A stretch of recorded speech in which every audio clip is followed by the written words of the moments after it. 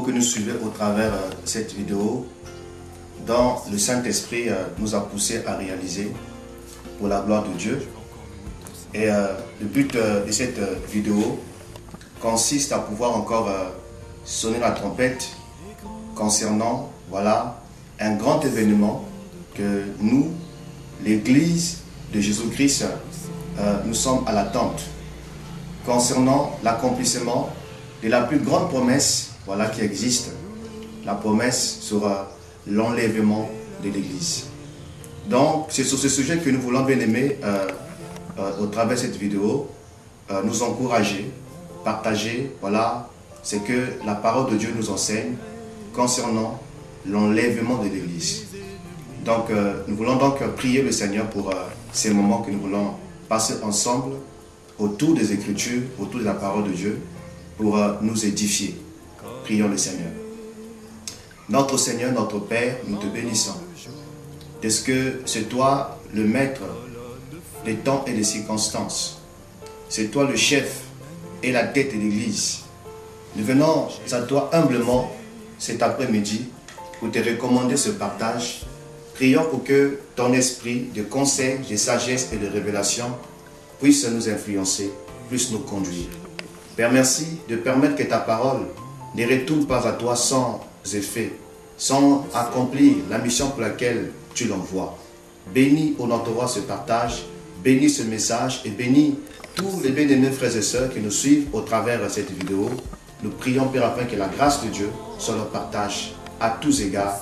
Au nom de Jésus-Christ, nous t'avons ainsi prié, notre Père, notre Seigneur. Amen. Amen.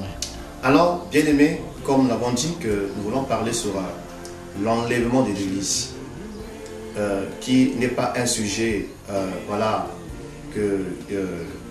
extraordinaire, mais un sujet que nous connaissons. Pourquoi? Parce que la Bible nous en parle. Donc, le but de ce partage, c'est vraiment pour encore nous réveiller, nous conscientiser, nous amener à prendre conscience que le Seigneur est en train de revenir et que nous devons être prêts à sa rencontre. Alors, donc on va rapidement aller d'abord dans Matthieu chapitre 16, versets 1 à 3, où on voit le Seigneur parler, voilà, aux pharisiens à l'époque, et aussi aujourd'hui, il s'adresse à nous. Nous lisons ceci. Les pharisiens et les sadducéens abordèrent Jésus et pour le prouver, lui demandèrent de leur faire voir un signe venant du ciel. Jésus leur répondit, le soir, vous dites, il fera beau car le ciel est rouge. Et le matin, il y aura de l'orage aujourd'hui car le ciel est d'un rouge sombre. Vous savez discerner l'aspect du ciel et vous ne pouvez discerner les signes des temps. Alors, on voit que dans ce passage, le Seigneur, voilà, va interpeller les pharisiens qui se sont approchés du Seigneur pour demander un signe. Et le Seigneur a fait la remarque à ces derniers en disant que vous les hommes, vous les pharisiens, vous voyez, les hommes en général, il arrive que le matin quand on se réveille, en regardant l'atmosphère ou le climat, on peut, voilà, pronostiquer en disant que il fera chaud. Et effectivement, ça arrive. Voilà qu'il va pleuvoir et il pleut. Et le Seigneur dit que les hommes sont capables de discerner, voilà, le climat, l'aspect du ciel, mais ils sont incapables de discerner, voilà, le temps, voilà, spirituel. Et voilà, à l'époque, le Seigneur reprochait, voilà, avec les pharisiens, le fait qu'à cette époque, une grande prophétie venait de s'accomplir sous leurs yeux, mais ils étaient incapables de reconnaître, voilà, l'accomplissement d'une grande prophétie concernant la venue du Messie. L'un des plus grands signes, voilà, que le monde n'a jamais vu, n'a jamais connu, qui concerne la visitation, voilà, du Seigneur sur la terre. Et cette remarque aussi s'applique à notre génération. Parce que quand on regarde l'Église dans son ensemble, le corps de Christ, on va se rendre compte que, voilà, il y a une insouciance spirituelle concernant l'heure à laquelle nous sommes. Il y a une insouciance spirituelle concernant les signes des temps de la fin. Alors, ce n'est pas le sujet sur lequel on va peut-être aller en profondeur, mais juste pour montrer comment est-ce que, mes amis, le Seigneur n'a pas voulu nous surprendre voyez, il nous a donné pas mal de signes pour nous aider à pouvoir identifier en quel temps nous sommes, pour nous aider à pouvoir discerner, voyez, l'heure spirituelle dans laquelle nous sommes. Mais on voit comment est-ce que, mes amis, dans la chrétienté en général, il y a une grande distraction, comme à l'époque, voilà, du temps de Jésus-Christ. Christ est arrivé, et il avait dit que Jésus-Christ a même pleuré sur Jérusalem, parce qu'il n'avait pas connu le temps où il a été visité. Il était voilé par le péché, il était voilé par la distraction, il était voilé par la religion. Et comme le cas aujourd'hui, les chrétiens, voilà, sont pour la plupart voilés par la distraction, voilés par le péché, voilés par la religion, voilés par toutes sortes de trucs qui nous empêchent à pouvoir, voilà, considérer ce qui est essentiel, à savoir le retour de Jésus-Christ. Considérer ce qui est essentiel, à savoir la préparation à la rencontre de notre Seigneur. Et on voit que dans les Écritures, Dieu nous a donné beaucoup de signes pour nous amener à connaître en quel temps nous sommes et pour nous aider également à nous préparer pour ne pas être surpris par des événements. En lisant Matthieu 24, vous voyez, on peut constater que dans ce chapitre, on nous parle de plusieurs signes, vous voyez, parmi lesquels les signes politiques, les signes géologiques, les signes sociaux, les signes démoniaques, des signes religieux, des signes voilà, scientifiques, vous voyez, qui sont en train de s'accomplir sous nos yeux. Vous voyez ça. Mais est-ce que, étant qu'enfants de Dieu, nous avons une lecture spirituelle des événements dont le monde est en train, voilà, de connaître. Vous voyez ça. Mais si, mes amis, on n'est pas réveillé, on va être emporté par le sommeil et être surpris par les événements. Alors, donc, cet après-midi, nous voulons donc parler un peu sur l'enlèvement de l'Église, qui fait partie des grandes promesses que le Seigneur nous a données étant que chrétiens. On voit comment est-ce que tous les signes se sont presque accomplis. Tout ce que les prophètes ont annoncé concernant l'avènement de Jésus, concernant la seconde venue de Christ et concernant également l'enlèvement de l'Église, la plupart, voilà, des signes se sont presque accomplis sous nos yeux. Jésus a prédit, exemple, le retour du temps de Noé et de Lot, que ce qui arriva au temps de Noé va se répéter. Et on voit aujourd'hui, mes amis, la méchanceté qui ne fait que s'accroître et s'intensifier sur la terre comme au temps de Noé. Il dit que ce qui arriva au temps de Lot va se répéter également. À l'époque, on voit comment est-ce que les hommes allaient avec les hommes, les femmes avec les femmes. Et on voit, mes amis, que notre génération a accepté le mariage homme à homme, le mariage femme à femme. Donc, mes amis, tous les signes sont là qui nous amènent à, voilà, à affirmer que le Seigneur est pleinement, voilà, à la porte pour venir accomplir, voilà, son plan. Le Seigneur est pleinement à la porte pour venir enlever son Église. Le Seigneur est pleinement à la porte pour venir restaurer, voilà, établir son royaume sur la terre. Alors, parlons d'abord de la promesse concernant l'enlèvement. On voit que ce n'est pas un sujet qui vient d'un homme, mais c'est un sujet, une promesse qui vient du Seigneur. Dans Jean 14, on va lire ensemble dans Jean 14, qui nous parle de la promesse. Vous voyez, la plus grande promesse dont on ne doit pas rater. Jean 14, 1 à 3. Il est écrit que votre cœur ne se trouble point. Croyez en Dieu et croyez en moi. Il y a plusieurs demeures dans la maison de mon Père. Si cela n'était pas, je vous le redis. Je vais vous préparer une place. Et lorsque je m'en serai allé et que je vous aurai préparé une place, je reviendrai et je vous prendrai avec moi, afin que là où je suis, vous y soyez aussi. Amen. Donc ici, ce sont les paroles de celui qui s'appelle la vérité. Jésus-Christ de Nazareth. Celui qui ne peut jamais mentir. celui qui a dit que le ciel passera, la terre passera, mais mes paroles ne passeront point. Et quand c'est Jésus-Christ qui parle, mes amis, nous devons faire très attention. Et voilà, donner beaucoup de crédit aux paroles du Seigneur. Alors ici, il dit que votre cœur, s'adressant aux disciples, aux apôtres, que votre cœur ne se trouble pas. Croyez en Dieu et croyez en moi. Et qu'il y a plusieurs demeures dans la maison de mon Père. Donc, la maison du Père, qui n'est autre que le ciel. Voilà. La maison du Père, qui n'est autre que la cité céleste. La maison du Père, qui n'est autre que la nouvelle Jérusalem, que Dieu a préparée pour ceux qui l'appartiennent.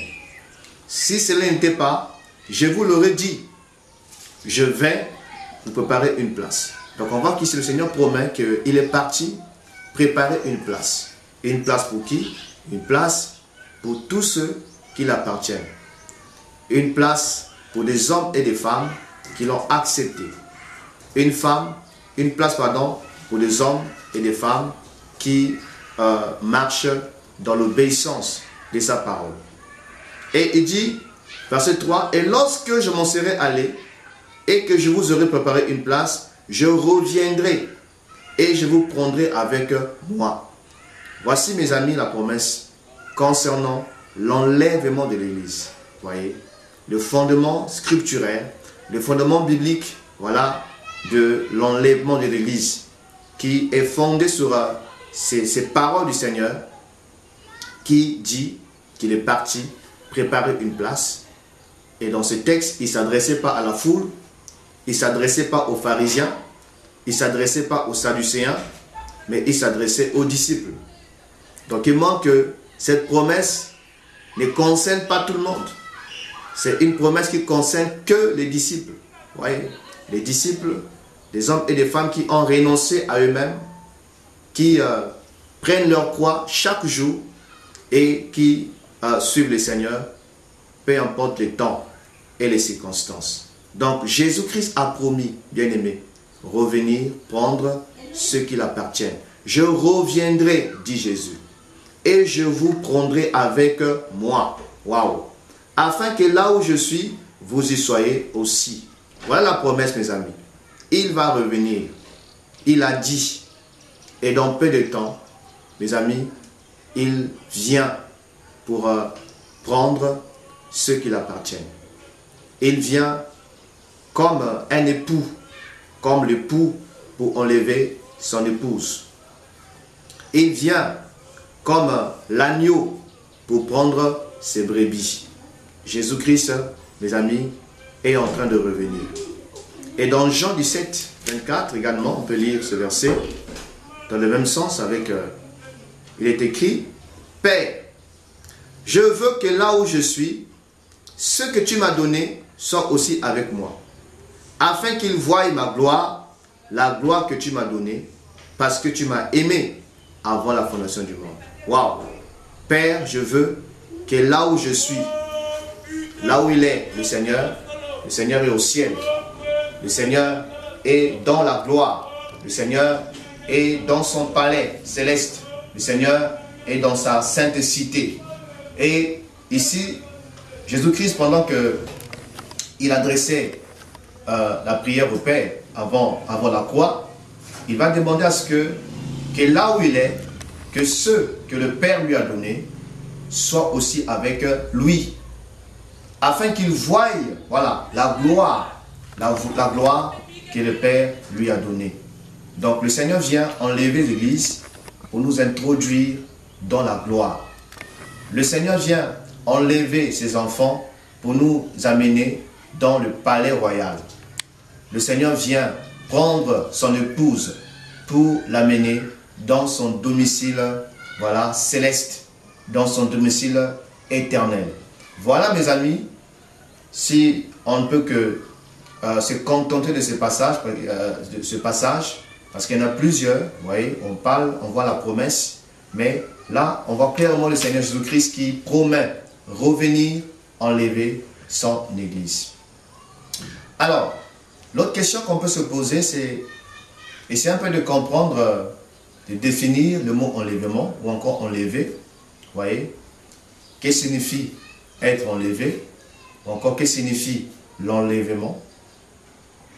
Et rappelons que le Nouveau Testament a été écrit en grec, une bonne partie en grec, et l'Ancienne Alliance a été écrite, voilà, en hébreu. Donc la Nouvelle Alliance a été écrite en grec, et l'Ancienne Alliance a été écrite en hébreu.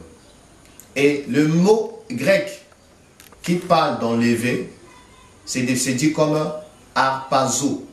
Harpazo, H-A-R-P-A-Z-O. Harpazo.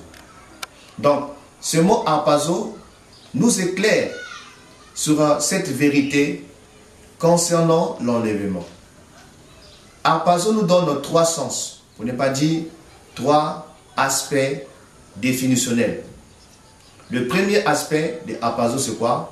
Ça signifie être emporté de façon instantanée. Être emporté instantanément. Ça, c'est le premier aspect. Donc, l'on est emporté instantanément.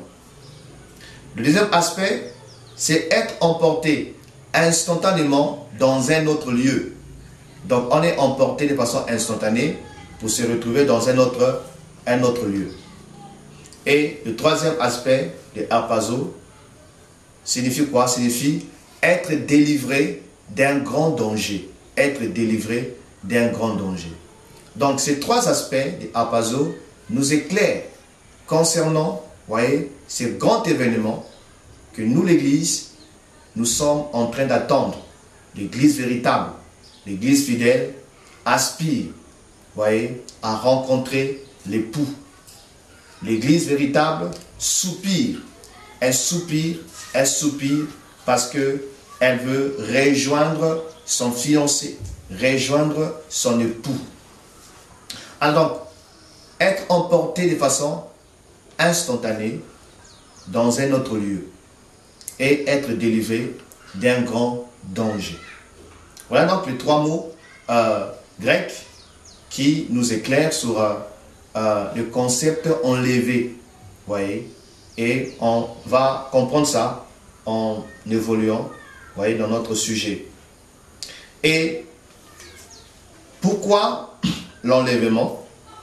Pourquoi est-ce que Dieu devra enlever l'Église?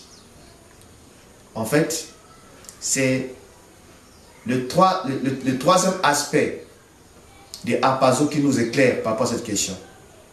Qui dit être délivré d'un grand danger. Donc pourquoi l'enlèvement? Parce que le Seigneur voudra délivrer, voyez ça, son Église d'un grand danger. Et de quel grand danger il s'agit? Le grand danger dont il s'agit de la grande tribulation. La grande tribulation qui est la manifestation de la colère de Dieu contre les hommes, contre les incrédules, contre les pécheurs, contre tous ceux qui ont refusé, voyez ça, de se soumettre au Seigneur. Et la parole de Dieu nous parle aussi de cet événement qui fait partie des aspects prophétiques, qui fait partie de la prophétie biblique, la grande tribulation, que le monde connaîtra dès que l'Église sera enlevée. Et les Écritures, d'après ce que nous croyons, nous montrent que l'Église véritable ne connaîtra pas ou ne passera pas par la grande tribulation. Et Dieu devra d'abord mettre son peuple à l'abri avant d'exercer sa justice contre les hommes. Dieu devra d'abord mettre son Église à l'abri avant de déverser les coupes de la colère de Dieu. Vous voyez, qui d'après Apocalypse 16, on nous parle de cette coupe de la colère, qui est la manifestation de la colère de Dieu contre les hommes, contre l'humanité. Et les Écritures, quand nous lisons dans 1 Thessaloniciens chapitre 1, on voit que le Seigneur a dit clairement que l'Église véritable, l'Église qui s'est consacrée, qui se sanctifie, n'est pas destinée à la colère. Nous sommes dans 1 Thessaloniciens chapitre 1 versets 9 à 10. Lisons ceci. Car on raconte à notre sujet quel accès nous avons eu auprès de vous et comment vous êtes convertis à Dieu en abandonnant les idoles pour servir le Dieu vivant et vrai et pour attendre des cieux son Fils qu'il a ressuscité des morts, Jésus qui nous délivre de la colère à venir. Dans ce passage, nous parle de l'église des Thessaloniens, donc les Thessaloniciens, qui, après avoir écouté la parole de Dieu, ils se sont convertis à Dieu en abandonnant les idoles et pour servir le Dieu vivant et vrai et pour attendre des cieux le Seigneur Jésus-Christ, voyez, qui nous délivre de la colère à venir. Donc on voit clairement ici, la parole nous apprend que le Seigneur Jésus-Christ vient pour nous délivrer de la colère à venir. Et cette colère à venir, comme je l'ai dit, en fait c'est la tribulation, la grande tribulation que le monde connaîtra une fois que l'Église est enlevée. L'Église véritable n'est pas destinée à la colère. Voyez. Et dans toujours Thessaloniciens, chapitre 4, verset 9, Thessaloniciens 4, verset... pourquoi le verset... Si. Ok. 1 Thessaloniciens chapitre 5, verset 9, excusez, 5, 9, il est écrit, car Dieu ne nous a pas destinés à la colère, mais à la possession du salut par notre Seigneur Jésus-Christ. Car Dieu ne nous a pas destinés à la colère, mais à la possession du salut par notre Seigneur Jésus-Christ. Donc la parole est claire que l'Église, épouse de Jésus-Christ, n'est pas destinée à la colère, n'est pas destinée à subir les jugements, n'est pas destinée au châtiment extrême que Dieu a réservé à l'humanité. Mais l'Église, voyez, est destinée à quoi? À la possession du salut par notre Seigneur Jésus-Christ. Or, qui dit salut, dit délivrance. Le mot salut, voyez, soteria en grec, signifie aussi délivrance. Et cette délivrance-là, mes amis, c'est l'enlèvement. Le Seigneur va délivrer l'Église de la colère.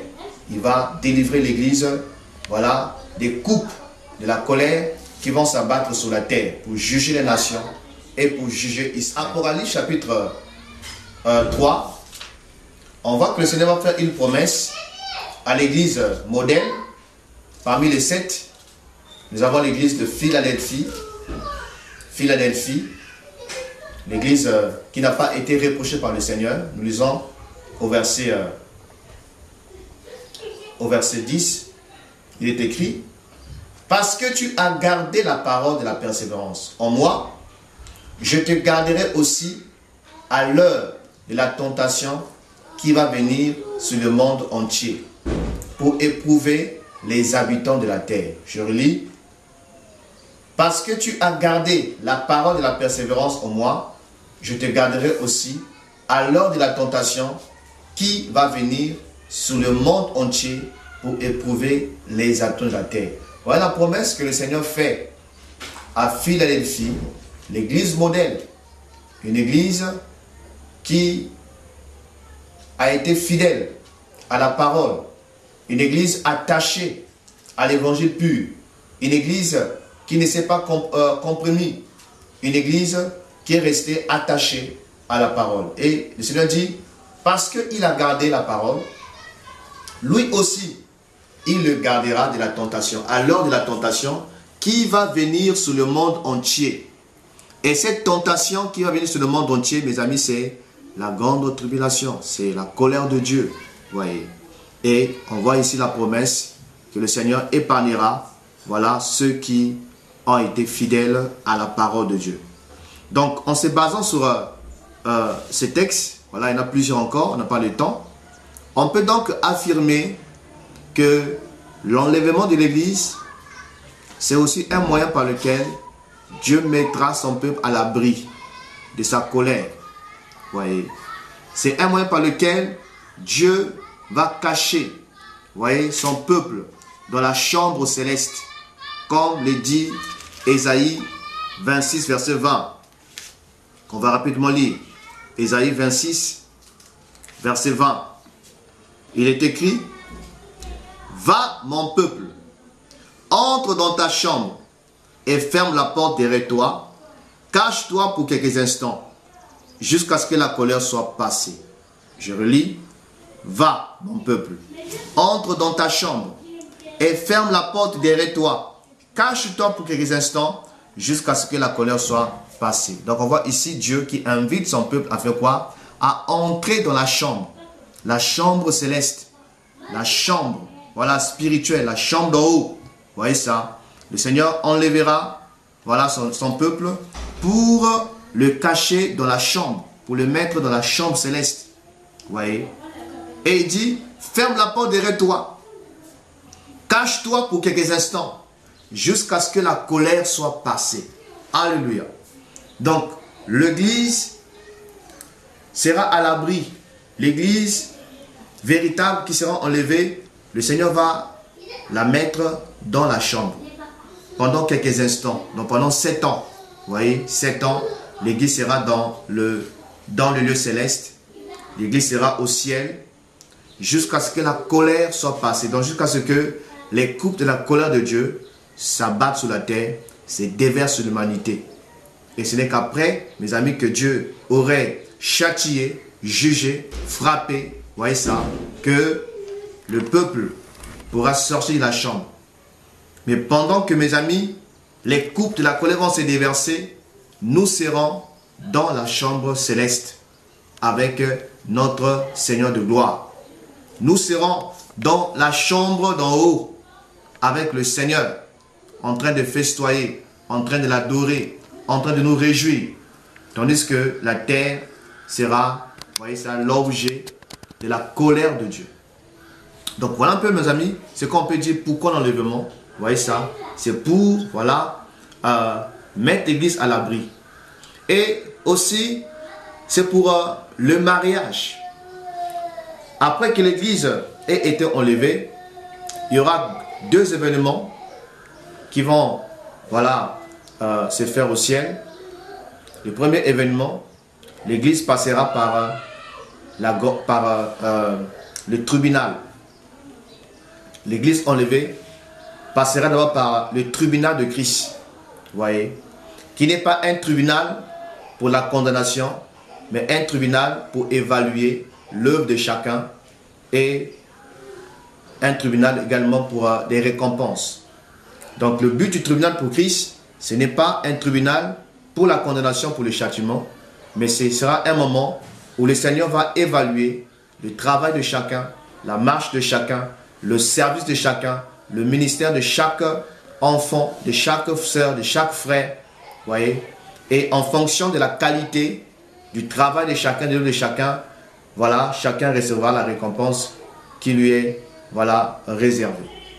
Et après le tribunal de Christ, toujours au ciel, il y aura les noces de l'agneau, un grand événement céleste. Vous voyez ça dans le programme divin.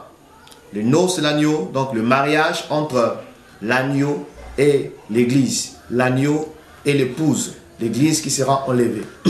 Donc voilà un peu, mes amis, le pourquoi dans l'enlèvement. C'est pour nous mettre à l'abri de la colère de Dieu, nous mettre à l'abri des jugements dans le monde connaîtra. C'est pour nous mettre à l'abri de la manifestation de la colère de Dieu. Vous voyez ça? Dieu va lâcher sa colère, cette colère qu'il a toujours retenue. Vous voyez ça? La Bible dit dans plusieurs passages, Jean-Baptiste pourrait dire, fouillez la colère à venir. Fouillez la colère à venir. Parce que nous sommes dans un temps de la patience de Dieu. Un temps de grâce où Dieu invite encore les hommes à se repentir. Mais il a fixé un jour, un temps où sa colère s'éclatera contre les impies, contre les incrédules, contre les méchants, contre les nations, contre tous ceux qui ont bafoué sa loi, qui ont bafoué sa parole, contre tous ceux qui ont mené une vie d'impiété, une vie en contradiction avec sa vision, avec sa parole. Il y a un temps, mes amis, de colère qui arrive. Donc, l'Église sera enlevée pour ne pas, mes amis, être victime des dégâts collatéraux de la manifestation de la colère du Créateur. Mes amis, quand la créature, voilà, s'enflamme de colère, quand la créature est en colère, il y a des dégâts. On peut voir le tremblement de terre, on peut voir des tempêtes, on peut voir le soulèvement de la mer. Vous voyez, ça c'est la colère de la nature. Et si la colère de la nature peut occasionner des dégâts, vous voyez ça, des pertes humaines, des pertes matérielles, des dégâts incalculables, à combien plus forte raison, mes amis, quand le Créateur lâchera sa colère. C'est pourquoi, mes amis, comme pouvait dire Jean-Baptiste, fuyons la colère à venir. Fuyons la colère à venir en nous repentant de nos péchés. Fuyons la colère à venir en recevant Jésus-Christ comme Seigneur et Sauveur. Fuyons la colère à venir en marchant dans l'obéissance de la parole, de l'évangile. Fuyons la colère à venir, mes amis, en nous sanctifiant, en menant une vie de sainteté, une vie de séparation avec le péché, avec les ténèbres, avec les œuvres mortes. Fuyons la colère à venir, mes amis.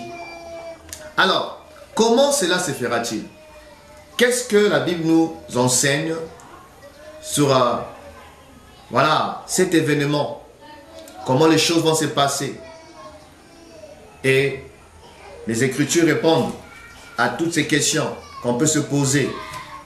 Et la parole de Dieu s'explique par lui-même. Vous voyez? On va prendre d'abord 1 Thessaloniciens. Comment cela se fera-t-il? Donc, on disait que en lisant 1 Thessaloniciens 4, à partir du verset 13 jusqu'au verset 18, lisons la parole de Dieu. Nous ne voulons pas, frères, que vous soyez dans l'ignorance au sujet de ceux qui sont décédés, afin que vous ne vous affligez pas, comme les autres qui n'ont point d'espérance. Car si nous croyons que Jésus est mort et qu'il est ressuscité, croyons aussi que Dieu ramènera par Jésus et avec lui ceux qui sont décédés. Voici en effet ce que nous vous déclarons d'après la parole du Seigneur. Nous les vivants, restés pour l'avènement du Seigneur, nous ne dévancerons pas ceux qui sont décédés. Car le Seigneur lui-même a un signal donné, à la voix d'un archange et au son de la trompette de Dieu, descendra du ciel et les morts en Christ ressusciteront premièrement. Ensuite, nous les vivants qui serons restés, nous serons tous ensemble enlevés avec eux sur des nuées à la rencontre du Seigneur dans les airs. Et ainsi, nous serons toujours avec le Seigneur. Consolez-vous donc les uns des autres par ces paroles. Amen. Alors, donc ici, l'apôtre Paul avait reçu la part du Seigneur, une illumination, une révélation pour nous aider à connaître, à comprendre comment ces choses vont se passer, comment cet événement va se passer, comment l'enlèvement, voilà, se fera. Alors, nous apprenons au verset 15, il dit, voici en effet ce que nous vous déclarons d'après la parole du Seigneur. Donc, ce qu'il dit, ce n'est pas une imagination, ce n'est pas, voilà, le fruit de son intelligence ou de sa réflexion, mais ce qu'il dit, c'est la parole du Seigneur qui lui a révélé ces choses. Du cas, le Seigneur lui-même a un signal donné à la voix d'un archange et au son de la trompette, voilà, de Dieu, descendra du ciel et les morts en Christ ressusciteront premièrement. Ensuite, nous les vivants qui serons restés, nous serons tous enlevés avec eux sous les nuées. Donc la Bible nous parle qu'il y aura un signal. Il y aura la voix de l'archange, il y aura le son de la trompette. Un signal, la voix de l'archange et le son de la trompette. Et dès que ces choses vont s'accomplir, le signal, la voix de l'archange et le son de la trompette, la Bible dit que les morts en Christ ressusciteront. Tous ceux qui sont morts en Christ depuis le commencement de l'église, voyez, ils seront ramenés à la vie. Voyez, ils sortiront des sépulcres avec des corps glorieux, avec des corps incorruptibles. Et les chrétiens vivant ce jour-là, d'après ce que la parole de Dieu nous enseigne, seront également transformés. Voyez, transformés, revêtant de corps de gloire, et tous ensemble, et les morts en Christ, et les chrétiens vivants qui seront transformés, tous ensemble, on va monter dans les airs. On sera enlevé sur des nuées pour aller rencontrer le Seigneur. Waouh! Quel voyage! Quelle promesse! Voyez ça?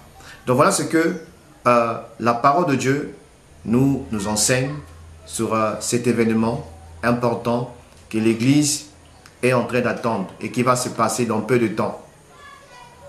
Le signal sera donné. La voix de l'archange se fera retentir. Le son de la trompette retentira. Et les morts en Christ et les chrétiens vivants seront transformés, revêtant de corps glorieux, des corps incorruptibles, montant dans les airs sous des nuées à la rencontre de notre époux, à la rencontre de l'agneau, à la rencontre de notre Sauveur, celui que nous a aimé le premier, à la rencontre de notre Seigneur dans les airs. Ainsi, la Bible dit que nous serons toujours avec le Seigneur et nous serons consolés. On va entrer dans le palais royal. On va entrer dans la chambre nuptiale. On va entrer, mes amis, dans le palais que le Seigneur a préparé pour nous. Et l'autre passage, on va revenir sur un Thessaloniciens après. 1 Corinthiens 15. Nous répondons à la question, comment cela se fera-t-il? Comment cet événement se produira d'après la parole? Nous sommes dans 1 Corinthiens 15, 51 à 52. Il est écrit, voici, je vous dis un mystère. Nous ne mourrons pas tous, mais tous nous serons changés. En un instant, en un clin d'œil, à la dernière trompette, la trompette sonnera et les morts ressusciteront incorruptibles. Et nous serons changés. Waouh! Donc, ici, l'apôtre ajoute encore un détail, que l'enlèvement se fera à la vitesse d'un clin d'œil. Donc ça confirme ce que nous avons dit sur la définition avec harpazo, être emporté de façon instantanée, donc en un clin d'œil. Et être emporté instantanément pour se retrouver dans un autre lieu, c'est-à-dire qu'au ciel. Vous voyez, on ne va pas quitter exemple Pointe-Noire pour se retrouver en Caï ou encore aux États-Unis ou en Afrique du Sud. Mais on sera emporté de façon instantanée à la vitesse d'un clin d'œil pour se retrouver dans les airs avec le Seigneur, à la rencontre du Seigneur dans les airs. Voilà mes amis, waouh, ce que la parole de Dieu nous enseigne sur la procédure de cet événement. Comment les choses vont se passer. Il dit, en un instant, en un clin d'œil, à la dernière trompette, la trompette sonnera et les morts ressusciteront incorruptibles. Et nous serons changés. Donc, le détail encore, c'est que nous serons changés. Et les morts en Christ et les vivants qui seront enlevés, on aura des corps, voilà, différents. Des corps différents. Dans Philippiens 3, 20, la parole dit ceci. Philippiens 3, 20 à 21. Disons ceci. Mais nous sommes citoyens des cieux, d'où nous attendons aussi comme Seigneur, le Seigneur Jésus-Christ, qui transformera le corps de notre humiliation en les rendant semblables au corps de sa gloire, par le pouvoir qu'il a de s'assujettir toutes choses. Waouh! Le Seigneur transformera le corps de notre humiliation, donc ce corps de péché que nous avons, ce corps mortel, ce corps limité, ce corps plein de faiblesses. La Bible dit que le Seigneur transformera les corps de notre humiliation en les rendant semblables au corps de sa gloire, par le pouvoir qu'il a de s'assujettir toutes choses. Donc le corps que nous aurons après que la trompette ait retenti sera semblable au corps du Seigneur. Waouh! Même pas au corps des anges, mais semblable au corps du Seigneur de gloire. On sera comme lui, tel qu'il est. Et le signal, la voix de l'archange ou encore le son de la trompette, beaucoup de choses ont été dites sur ces choses, sur ces aspects. Mais pour ce qui me concerne, je peux résumer tous ces éléments en une seule chose. Que ce soit le signal, que ce soit la voix de l'archange, que ce soit le son de la trompette, je le résume à une seule chose, à savoir la voix du Seigneur. La voix du Seigneur qui appellera les siens. La voix du bon berger qui appellera ses brebis. Jésus dit dans Jean 5, là-bas, verset 25 à 28, il dit que l'heure vient où les morts entendront ma voix. Et ceux qui l'auront entendu ressusciteront. Voyez ça. Et ailleurs, il dit, mes brebis entendent ma voix et elles me suivent. Elle ne peut pas suivre des étrangers, mais elle se détourne des étrangers parce qu'elles connaissent la voix du berger. Donc, que ce soit le signal, que ce soit le son de la trompette, en fait, mes amis, c'est la voix de l'époux qui appelle l'épouse. C'est la voix du berger qui appelle ses brebis. C'est la voix du général qui appelle ses troupes. Parce qu'ailleurs, on parle du cri des commandements, voyez, qui correspond, voyez, à un général qui appelle ses troupes au rassemblement. Et le Seigneur comme étant notre général, parce que l'Église également est une armée, vous voyez, nous sommes l'armée du Seigneur, nous sommes des soldats. Donc le général appellera ses troupes à se rassembler, à se réunir, à entrer dans la caserne spirituelle, la caserne céleste. Vous voyez. Donc, ça nous amène à dire que ce n'est pas tout le monde qui va percevoir le son de la trompette. Ce n'est pas tout le monde qui écoutera le son de la trompette. Il faut être brebis pour reconnaître la voix du berger. Il faut être de l'épouse pour reconnaître la voix de l'époux. Il faut être l'armée de Jésus, du royaume, pour reconnaître la voix, mes amis, de notre général, Jésus de Nazareth. Et dans Nombre, chapitre 10, on voit ce que le Seigneur avait dit à Moïse de faire. On va essayer un peu de parler de la trompette. Dans Nombre, chapitre 10, verset 1 à 6, la parole dit ceci. L'Éternel parla à Moïse et dit, fais-toi 2 trompettes d'argent, tu les feras d'argent battu, elles te serviront pour la convocation de l'assemblée et pour le départ des camps. Quand on en sonnera, toute l'assemblée se réunira auprès de toi, à l'entrée de la tente d'assignation. Si l'on ne sonne que d'une trompette, les princes, les chefs des milliers d'Israël se réuniront auprès de toi. Alors ici, Dieu demande à Moïse de confectionner 2 trompettes en argent. 2 trompettes en argent. Et rappelons que ici l'argent, cette matière nous parle tout simplement du rachat, l'œuvre de Christ. Vous voyez, nous avons été rachetés non pas avec de l'or ou de l'argent, mais nous avons été rachetés par le sang précieux de Christ. Donc nous avons également par ces 2 trompettes une préfiguration de Christ, une préfiguration de Jésus, une préfiguration de l'œuvre de la croix. Et Dieu donne également les fonctions, pour ne pas dire le rôle de ces 2 trompettes. Il dit, premièrement, elles te serviront pour la convocation de l'assemblée.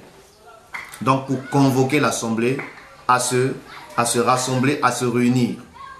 Donc si l'assemblée était dispersée, si chacun était occupé, voilà, dans ses activités, si l'on était au champ, voilà, quand on écoutait le son de la trompette, tout Israël, tout juif reconnaissait que tel son de la trompette signifie on doit se retrouver. Tel son de la trompette signifie, voilà, il y a un danger qui arrive. Donc le peuple connaissait le son, la signification de chaque son de la trompette. Et la trompette, voilà, qui n'est autre que l'évangile. Alors donc, le premier rôle de cette trompette consiste à la convocation de l'assemblée. Donc, l'assemblée devait être convoquée à se réunir, convoquée à se rassembler, convoquée pour être ensemble. Et le second rôle, c'est pour le départ des camps. Donc, c'est pour annoncer le départ. Donc, l'on devait, voilà, se préparer, s'organiser à marcher, à voyager. Vous voyez ça? Parce que là, nous sommes encore dans le désert. La marche vers la terre promise. Donc, parfois, il fallait s'arrêter. Et parfois, il fallait, voilà, se mettre à marcher jusqu'à la terre promise. Alors, par ces deux trompettes, on peut comprendre, mes amis, le but, vous voyez, de la trompette dont on a lu dans 1 Corinthiens 15 et dans 1 Thessaloniciens chapitre 4 que nous avons lu. Donc, la trompette consistait à convoquer l'assemblée, à se réunir. Et ici, nous avons quoi? Nous avons le premier aspect, voilà, de la trompette qui consiste à réunir, à rassembler. Donc, c'est la proclamation de l'évangile. L'évangile qui est proclamé, qui est prêché pour la formation de l'assemblée, la formation du corps de Christ.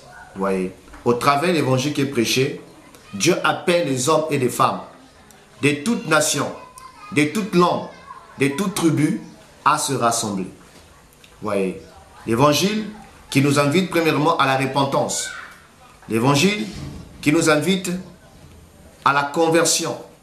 L'évangile qui nous invite à la nouvelle naissance. Donc quand une personne s'est repentie, quand une personne est convertie, est née de nouveau, vous voyez, Dieu le prend par le Saint-Esprit et on le greffe dans le corps de Christ. Donc la convocation de l'assemblée, c'est l'image de la formation du corps de Christ, où Dieu, au travers de l'évangile qui est prêché, est en train de rassembler son peuple, de réunir son peuple. Donc c'est encore le temps où nous sommes, où la trompette de l'évangile est encore proclamée et qui invite, voilà, encore des personnes qui sont encore loin, qui sont encore dans le péché, qui sont encore dans les ténèbres, qui sont encore dans la captivité, qui sont encore dans l'ignorance, à venir, voyez, à venir au Seigneur. On peut voir par cette convocation, Matthieu 11, 28, « Venez à moi, vous tous qui êtes chargés et fatigués. » Donc Dieu invite les hommes à venir à lui. On peut voir dans cette trompette, Acte 17, 30, Dieu, sans tenir compte des temps d'ignorance, il ordonne à tous les hommes que tous en tout lieu, ils doivent se repentir. Car il a fixé un jour où il jugera le monde par celui qu'il a désigné, à savoir Jésus-Christ. Donc nous sommes encore, mes amis, dans le retentissement de la trompette qui convoque les hommes à la repentance, qui convoque les hommes à se réunir, qui convoque les hommes, mes amis, à venir au Seigneur afin d'être intégrés dans le corps de Christ, afin d'être insérés dans le corps de Christ. Et le deuxième rôle, on a lu que la trompette consistait à annoncer le départ. Ici, le départ, c'est l'image de l'enlèvement. Vous voyez, c'est l'image de la dernière trompette qui retentira pour annoncer quoi? Le départ dans la maison céleste, le départ de la patrie céleste, le départ dans la cité qui nous est réservée. Donc la dernière trompette que nous attendons, vous voyez, dès que toute l'assemblée sera convoquée, dès que tout le corps sera réuni, dès que la totalité des païens, comme dit l'apôtre Paul dans Romains 11, 25, parlant de la formation du corps de Christ, vous voyez, 11, 25, il dit, Romains 11, 25, car je ne veux pas, frères, que vous ignorez ce mystère, afin que vous ne vous regardiez point comme sages. Une partie d'Israël est tombée dans l'endurcissement, jusqu'à ce que la totalité des païens soit entrée. Alléluia. Voilà. Jusqu'à ce que la totalité des païens soit entrée. Donc, les païens que Dieu convoque à se repentir. Donc, jusqu'à ce que la totalité des païens soit entrée. Donc, on voit l'image de l'époque. Si tu étais dans le champ, dès que tu écoutais le son de la trompette, tu courais pour se réunir. Et on devait attendre que tout le monde soit là, que tout le monde soit réuni, que tout le monde soit entré, que tout le monde soit rassemblé pour écouter soit un message, une orientation ou encore pour annoncer le départ. Donc, jusqu'à ce que la totalité des païens soit entrée, soit convoquée, soit greffée, soit insérée dans le corps de Christ. Et une fois que la totalité des païens est entrée, mes amis, il y aura le son de la trompette annonçant le départ. Et c'est ce son de la trompette que nous attendons, bien-aimés, qui, dans peu de temps, retentira. Et l'épouse véritable, qui ne peut pas confondre la voix de son époux, reconnaîtra la voix de l'époux et partira. Ou, mes amis, les véritables brebis de Jésus, qui connaissent la voix de leur berger, ils monteront pour les rencontrer. Ou les véritables soldats de Jésus, ceux qui ont combattu sur la terre avec le péché, avec le monde, avec la chair, avec les œuvres des ténèbres, avec les fausses doctrines. Ils ont combattu, ils ont lutté. Ils sont restés intègres, fermes. Ils n'ont pas cédé à la compromission. Ils entendront les cris de commandement du général Jésus-Christ de Nazareth. Et dans l'Apocalypse chapitre 1, nous avons ici une belle image de ces deux trompettes dont je viens, mes amis, brièvement de parler. La trompette pour la convocation et la trompette pour le départ. Nous avons dans Apocalypse 1, ici nous avons le frère Jean, qui s'est retrouvé dans l'île de Patmos à cause de la parole de Dieu. Non pas qu'il avait volé, non pas qu'il avait fait du mal à quelqu'un, mais parce que il aimait la vérité, il défendait la vérité, il prêchait la vérité, il dérangeait. Vous voyez, il s'est retrouvé dans cette île à cause de la parole de Dieu. Et c'est là que le Seigneur, dans sa souveraineté, va décider de visiter son serviteur, de se révéler à Jean pour lui communiquer des révélations qu'on appelle Apocalypse. Alors, nous sommes au verset 12, au verset 9, pardon, 9, Apocalypse 1, 9, je lis. Moi, Jean, votre frère, qui est part avec vous à la tribulation, au royaume et à la persévérance, en Jésus. J'étais dans l'île appelée Patmos, à cause de la parole de Dieu et du témoignage de Jésus.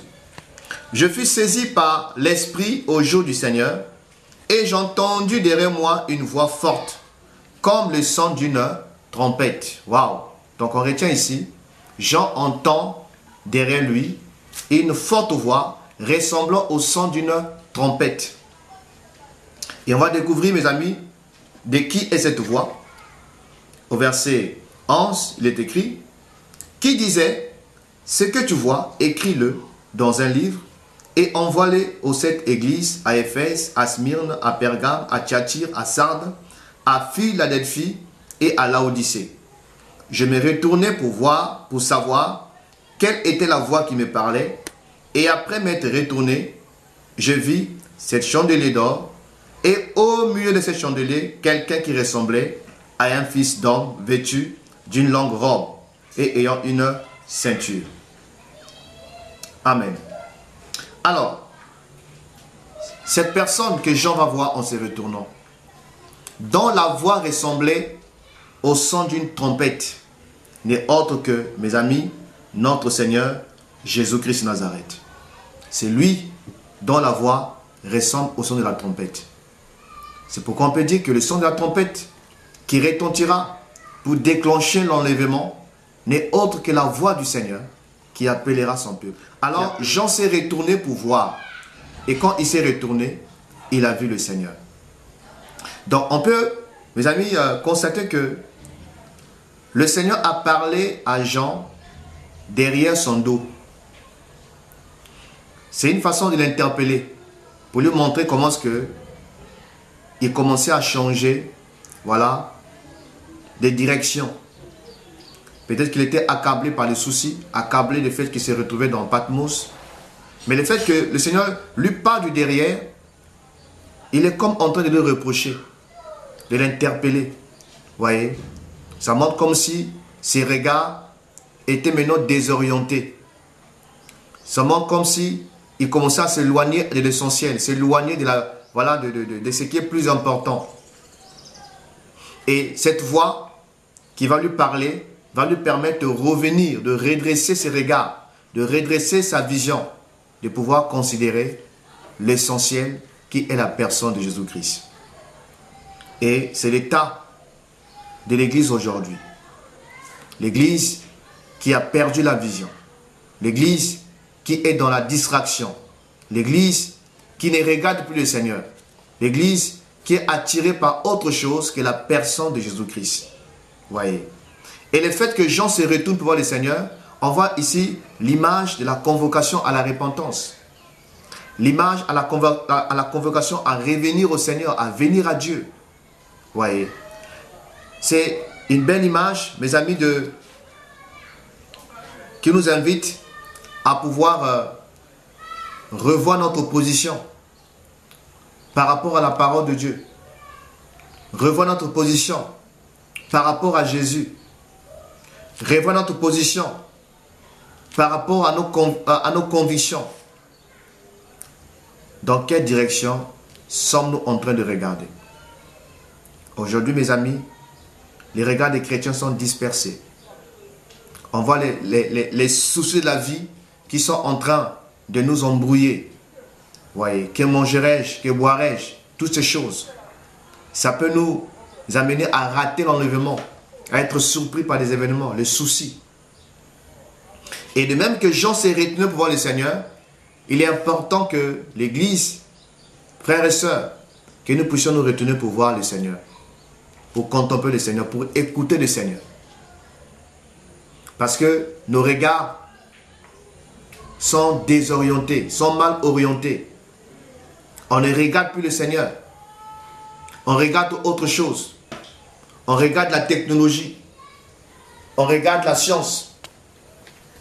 On regarde autre chose, mes amis, que le royaume. La Bible dit que nous devons rechercher premièrement le royaume et sa justice. Et le reste nous sera donné par-dessus. Mais aujourd'hui, mes amis, on ne considère plus le royaume. Nos regards ne sont plus braqués sur le royaume. Mais nos regards sont braqués sur autre chose que le royaume. Par les deux, par le par-dessus. Donc, cette voix du Seigneur a aidé Jean à se retourner pour voir le Seigneur. Et l'Église que le Seigneur vient chercher a besoin de se retourner en se détournant du mal, en se détournant du monde, en se détournant des abominations, en se détournant des fausses doctrines, en se détournant du péché, en se détournant de tout ce qui est contraire à Dieu et à sa parole. Il y a besoin, mes amis, qu'on tourne le dos à ce qui ne glorifie pas le Seigneur, afin de regarder Dieu. Et ici, nous avons, mes amis, une belle image de la repentance, qui signifie aussi faire votre face. Voyez, faire votre face, c'est détourner du mal pour se tourner. Jean s'est détourné de la position où il était. Jean s'est détourné, voilà, de la vision où il était, parce qu'assurément, il était en train de regarder quelque chose. Voyez, et dans cette position-là, il ne pouvait pas voir le Seigneur. Dans cette position, il ne pouvait entendre la voix du Seigneur. Dans cette position, il ne pouvait recevoir des révélations. Il fallait qu'il tourne le dos, voyez ça, de là où ses yeux étaient orientés. Mes amis, Église du Seigneur, il y a besoin qu'on se retourne pour voir le Seigneur. Il y a besoin qu'on donne le dos au péché. Il y a besoin qu'on donne le dos, mes amis, à la légèreté. Il y a besoin qu'on tourne le dos, mes amis, au monde et à ses principes. Il y a besoin qu'on tourne, mes amis, nos regards vers le Seigneur, qu'on se détourne des Babylone, qu'on se détourne des abominations, des fausses doctrines. Il y a besoin, mes amis, de renoncer à nos visions personnelles, de renoncer à nos ambitions personnelles, de renoncer à nos convictions personnelles, de renoncer à nos rêves personnels pour regarder le Seigneur, pour s'intéresser à ce qui vient de Dieu, pour voilà, voir le Seigneur qui nous appelle à l'intimité, qui nous appelle à la communion, qui a des choses à nous dire, qui a des choses à nous partager, qui a des choses à nous communiquer, qui a des choses à nous enseigner. Mais tant que, mes amis, notre attitude n'est pas bonne, le Seigneur ne pourra pas nous donner ce qui est essentiel. Jean s'est retourné. Et qu'est-ce qu'il a aidé à se retourner? C'est le son de la voix du Seigneur, comme la trompette. Il y a besoin de prêcher la repentance, pas seulement aux païens, même aux chrétiens, afin qu'on se détourne. Il y a besoin de prêcher la repentance, même à nous qui prétendons être enfants de chrétiens, pour nous amener à prendre conscience. Voyez que le Seigneur est en train de revenir. Alors, au verset 4, chapitre 4, d'Apocalypse toujours, chapitre 4, versets 1 à 2, la Bible dit ceci. Après cela, je regardais et voici une porte était ouverte dans le ciel. La première voix que j'avais entendue, comme le son d'une trompette, et qui me parlait, dit, monte ici, et je te ferai voir ce qui doit arriver dans la suite. Waouh, mes amis, on voit les deux trompettes. La première trompette, la première voix a aidé Jean à revenir, à se retourner pour voir le Seigneur.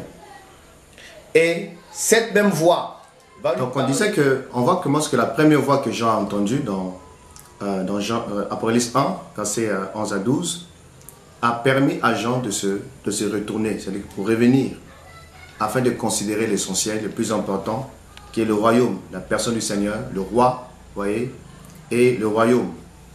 Et la même voix va lui parler pour la deuxième fois, dans Apocalypse 4, qu'on a lu, voyez. Après cela, je regardais, et voici une porte était ouverte dans le ciel. La première voix que j'avais entendue, comme le son d'une trompette, et qui me parlait, dit, monte ici, et je te ferai voir ce qui doit arriver dans la suite. Donc ici, la seconde voix, voyez, du Seigneur qui va entendre, ressemblant toujours au son d'une trompette, invite Jean à monter. Donc ici, c'est le départ. Ici, c'est l'enlèvement de l'Église. Alléluia. Voyez. Donc on voit par ces deux événements, épisodes, c'est-à-dire que chapitre 1, 11 à 12, la trompette annonçant la convocation et la trompette annonçant le départ de l'Église. Jean est invité à monter au ciel. Et c'est une belle image ici de l'enlèvement de l'Église et de cette trompette qui bientôt retentira pour permettre à ce que nous puissions monter dans les airs à la rencontre du Seigneur. Voyez, à la rencontre du Seigneur. Donc mes amis, en peu de mots, résumons que le son de la trompette, le signal ou la voix de l'archange, beaucoup de choses ont été enseignées qui ne sont pas faux, qui aussi peut être justes. Mais pour ce qui me concerne, je peux résumer ces éléments par une seule chose, en fait, la voix du Seigneur.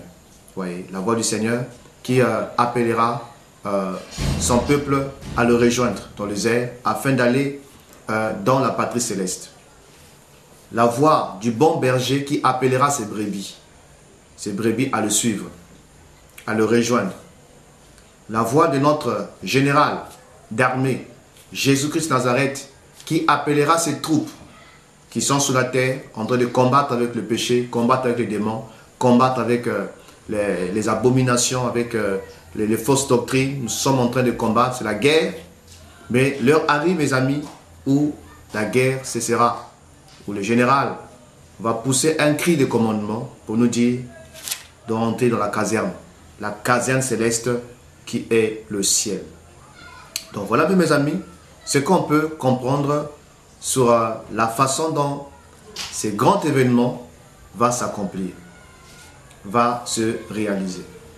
Alors, quelles sont les conditions qui doivent être remplies pour que cette promesse touchant l'enlèvement de l'Église s'accomplisse? Alors, allons dans 2 Thessaloniciens chapitre 2. 2 Thessaloniciens, c'est le livre que nous lisons beaucoup. 2 Thessaloniciens chapitre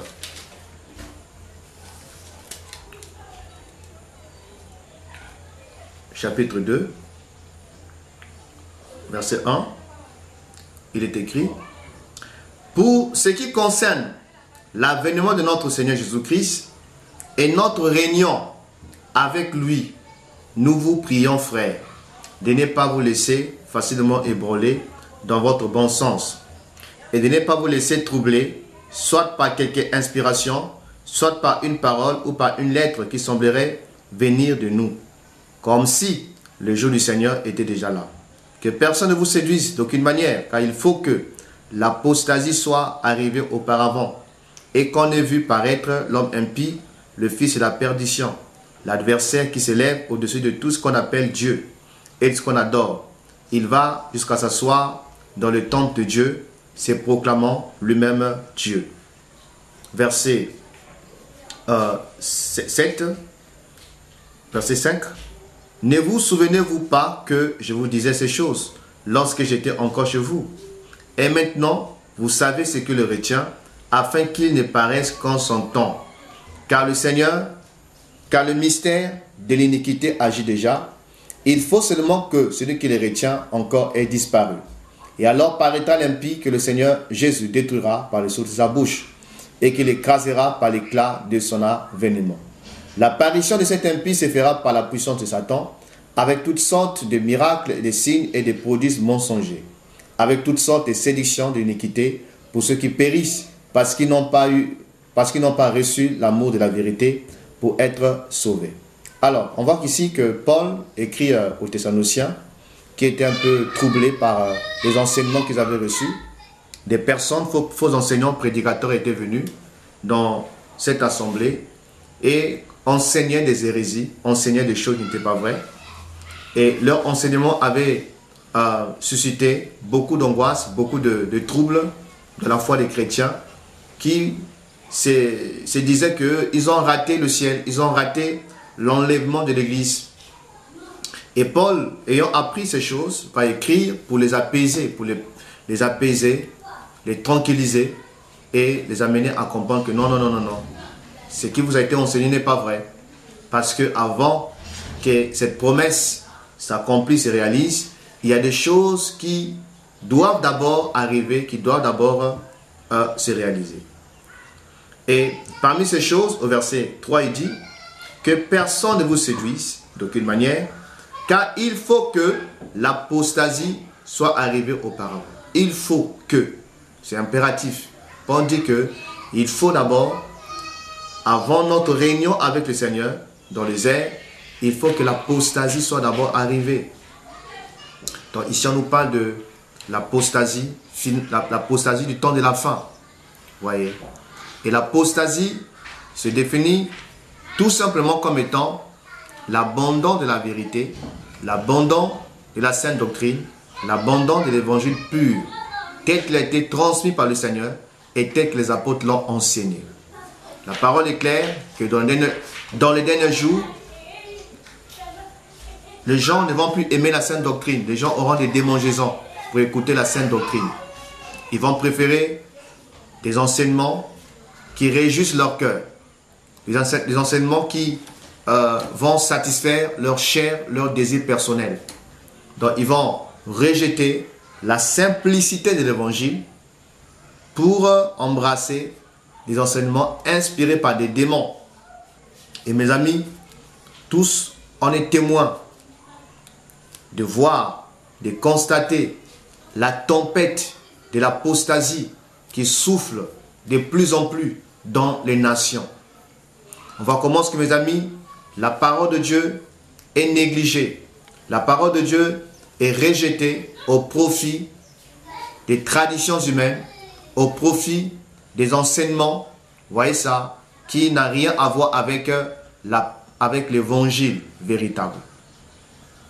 Le temps nous manquerait, mes amis, pour dénoncer tous ces débordements, toutes ces déviations que nous voyons dans les églises de la place, vous voyez ça, sur Internet, des scandales sur scandales, et qui sont des personnes qui commettent ces scandales, ce sont des hommes et des femmes qui prétendent servir Dieu, des hommes et des femmes qui prétendent, voilà, appartenir à Dieu, mais dont les œuvres sont contraires à l'évangile véritable.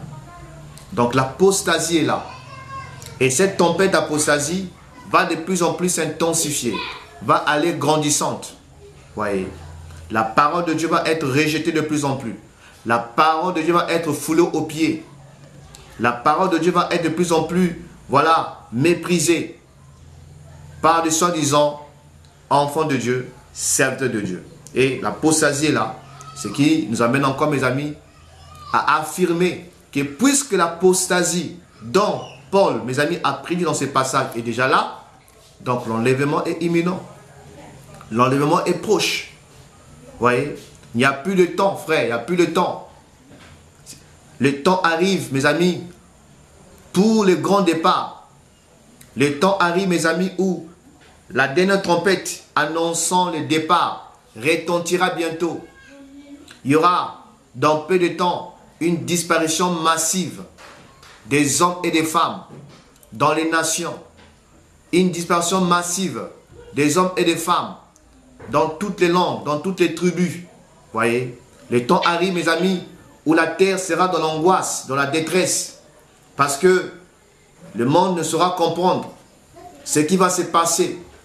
Le monde ne saura expliquer comment est-ce qu'un matin, comment est-ce qu'un soir, comment est-ce qu'un midi, des personnes peuvent disparaître en un clin d'œil. Des personnes peuvent disparaître à la vitesse de l'éclair. Et ça plongera, mes amis, le monde, les nations, dans l'angoisse, dans la détresse. Vous voyez ça? Dans la confusion. Alors, l'apostasie est là, qui annonce que le Seigneur vient bientôt. Et Paul dit, et jusqu'à ce que qu'on ait vu paraître l'homme impie, donc l'antichrist. Vous voyez? Donc l'apostasie sont des signes précurseurs de la manifestation de l'antichrist. L'apostasie, les fausses doctrines, l'abandon de la vérité, le rejet de l'évangile pur sont des signes précurseurs que l'homme impie est déjà là. Que l'homme impie est prêt à se révéler au monde. Que l'homme impie, l'antichrist, est prêt à prendre les commandes de la terre. Cet homme, possédé par Satan en personne, il sera le seul chef qui va conduire la terre entière dans la rébellion la plus extrême que l'homme n'a jamais manifestée à l'égard de son Créateur. Il conduira l'humanité à la rébellion extrême contre Dieu et sa parole. Et on peut voir l'esprit de l'antichrist qui est déjà là. L'esprit de l'antichrist dans tous les milieux politiques, religieux, économiques, commerciaux. Et tant nous manquerait, mes amis, d'aller dans les détails pour essayer de nous aider à pouvoir discerner l'antichrist, l'esprit de l'antichrist qui opère dans le monde, qui opère dans toutes les institutions, qui opère dans la culture, qui opère au travers des médias, au travers toutes, mes amis, ces rubriques. Vous voyez ça? L'antichrist, l'esprit de l'antichrist est déjà à l'œuvre, en activité. Et la Bible nous dit aussi au verset 6 que maintenant, vous savez ce qui le retient, afin qu'il ne paraisse qu'en son temps. Vous savez ce qui le retient, afin qu'il ne paraisse qu'en son temps. Qu'est-ce qui le retient? Qu'est-ce qui retient la manifestation du Christ pour qu'il ne paraisse qu'en son temps? Et là aussi, mes amis, il y a beaucoup de choses qui sont dites, beaucoup d'interprétations. Mais nous, ce que nous croyons, c'est que ce qui retient la manifestation du Christ, en fait, c'est l'Église de Jésus-Christ qui est encore sur la terre. L'Église du Seigneur étant le sel de la terre. Et nous savons tous que parmi la vocation du sel, c'est d'empêcher la décomposition, la pourriture. Donc l'Église de la terre, étant encore sur terre, empêche la décomposition. Cet homme qui est appelé homme du péché ne peut pas se révéler au monde tant que, mes amis, le sel est encore sur la terre. L'Église également est appelée la lumière. Jésus a dit, vous êtes la lumière du monde. L'Église est la lumière. Et tous, on sait que la lumière également a pour dessein de chasser les ténèbres, de chasser l'obscurité. La lumière éclaire. Or, ce personnage, il est ténébreux. Ce personnage, il est obscur. Et étant ténébreux, il ne peut se révéler pendant que la lumière, qui est l'Église, est encore sur la terre. Donc, ce qui le retient, c'est la présence des saints, c'est la présence des épouses, c'est la présence des brebis de Jésus, c'est la présence de l'armée de Jésus-Christ qui opère encore sur terre. Alors, c'est quand l'Église sera enlevée que ce qui les retient aura été ôté. Voyez, l'enlèvement de l'Église est comme, voyez ça, le fait d'enlever l'obstacle qui empêche la manifestation de l'Antichrist. Donc c'est quand l'Église partira que l'homme impie se révélera publiquement au monde. Il va présenter son programme. Il va séduire la terre. La terre entière va l'acclamer. Et il va commencer son mandat luciférien, démoniaque, satanique, pendant 5 ans. Donc voilà un peu ce qu'on peut retenir sur les conditions pour que la promesse s'accomplisse. Paul dit, il faut d'abord que l'apostasie soit arrivée. L'apostasie est là. Et quand on a vu paraître l'homme impie, on voit l'esprit de l'homme impie déjà à l'œuvre dans les nations. Voyez? Parce que l'Antichrist, rappelons que c'est celui qui est contre Jésus. Celui qui est contre Jésus. Et on peut voir, mes amis, même à la télé, des programmes anti-évangile, des programmes anti-Jésus. On peut constater les lois dont les nations mettent en place. La plupart sont des lois anti-parole de Dieu.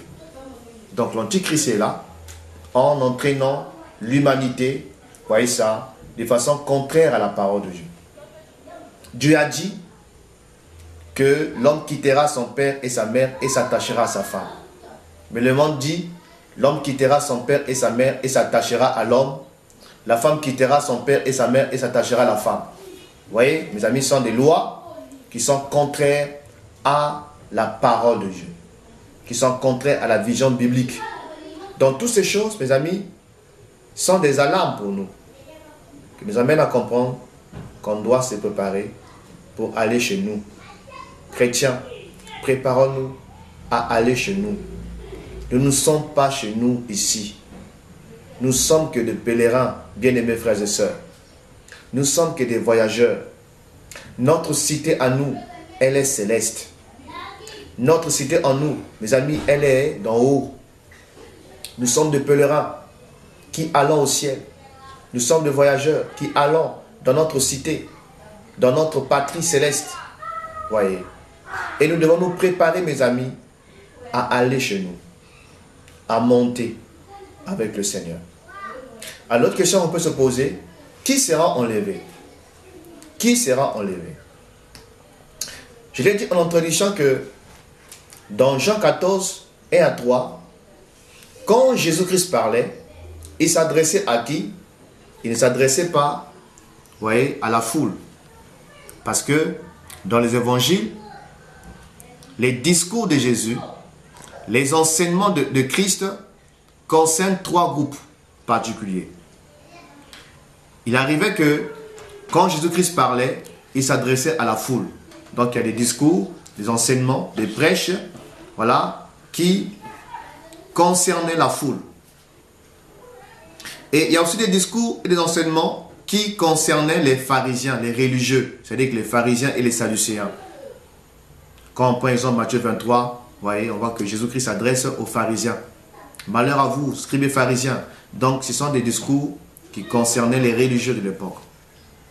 Et il y a aussi des discours ou des enseignements qui s'adressaient qu'aux disciples, qui concernaient que les disciples. Et Jean 14, mes amis, Jésus s'adresse ni à la foule, ni aux pharisiens, mais il s'adressait aux disciples. Donc il montre que cette promesse de l'enlèvement, elle n'est pas l'apanage de tout le monde. Cette promesse d'enlèvement concerne que les disciples. Concerne que les disciples, les hommes et les femmes qui sont disciples. Et qui est disciple? Un disciple, c'est celui qui suit un maître. Un disciple, c'est celui qui est assis au pied des maîtres pour recevoir l'enseignement, pour recevoir la vision de ce maître et de la mettre en pratique. Donc, ceux qui seront enlevés, ce sont des hommes et des femmes qui sont des disciples de Jésus-Christ. Ouais. Ceux qui seront enlevés, c'est ceux qui sont en Christ. La Bible dit, quand quelqu'un est en Christ, on doit être en Christ. Demeurer en Christ, marcher en Christ, mourir en Christ. Qui seront enlevés, ce sont des hommes et des femmes qui ont reçu le Saint-Esprit et qui ont laissé briller la flamme de l'Esprit de Dieu dans leur vie. La lampe. On voit la parabole de 10 vierges. 5 étaient sages. Elles avaient la lampe et l'huile, image du Saint-Esprit. Et 5 autres étaient folles. Elles avaient la lampe de la parole, mais elles n'avaient pas l'huile. Or, dans Acte 1:8, Jésus dit, vous recevez une puissance, le Saint-Esprit survenant sur vous et vous serez mes témoins. Donc, le Saint-Esprit nous est donné pour être témoins de Jésus, pour garder le témoignage de Jésus-Christ. Les vierges folles avaient la parole, mais ils n'avaient pas de témoignage. Ils n'avaient pas la vie, les œuvres. Vous voyez. Par contre, les sages, elles avaient la parole, mais elles avaient aussi le témoignage. Donc, qui seront enlevés? C'est des personnes qui ont été scellées du Saint-Esprit et qui ont laissé briller la flamme de l'Esprit, qui ont veillé sur leur témoignage, qui ont soigné leur témoignage, qui ont soigné leur marche, en marchant dans l'intégrité, dans la justice, voyez, en marchant par l'Esprit, en marchant dans la vérité.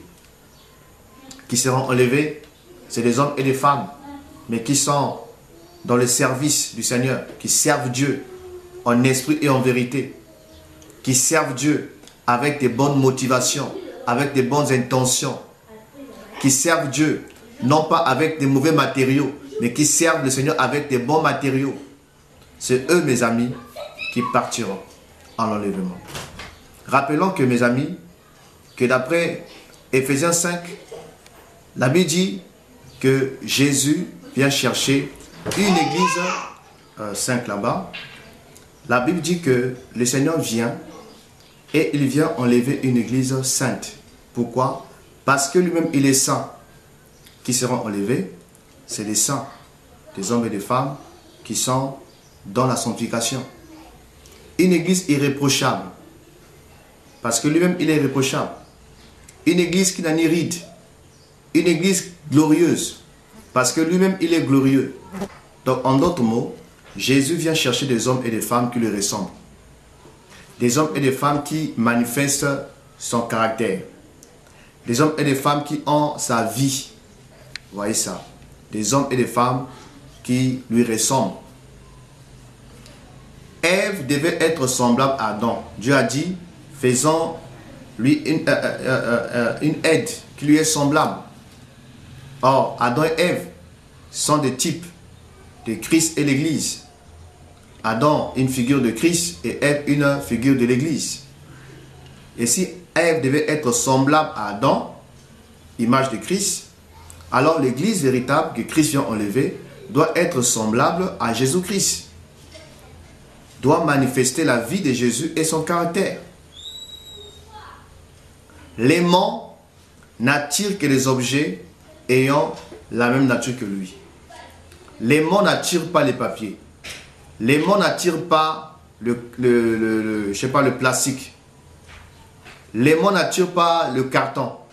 L'aimant attire que les objets ayant la même nature que lui.